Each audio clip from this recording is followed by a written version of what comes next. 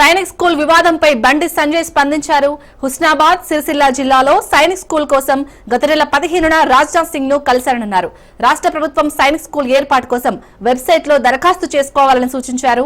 తన విజ్ఞప్తికి రాజ్నాథ్ సానుకూలంగా స్పందించారని, దీనిపై రాజకీయం చేయడం తగదన్నారు. గత బీఆర్ఎస్ ప్రభుత్వం కేంద్రానికి సహకరించలేదని, కాంగ్రెస్ ప్రభుత్వమైనా కలిసి రావాలని కోరుతున్నట్లు కేంద్ర మంత్రి బండి సంజయ్ తెలిపారు.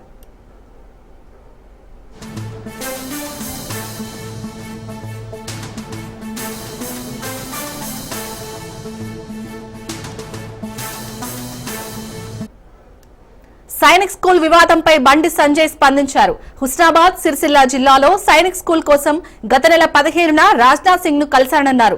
రాష్ట్ర ప్రభుత్వం సైనిక్ స్కూల్ ఏర్పాటు కోసం వెబ్సైట్ లో దరఖాస్తు చేసుకోవాలని సూచించారు. తన విజ్ఞప్తికి రాజ్నాథ్ సానుకూలంగా స్పందించారని, దీనిపై రాజకీయం చేయడం తగదన్నారు.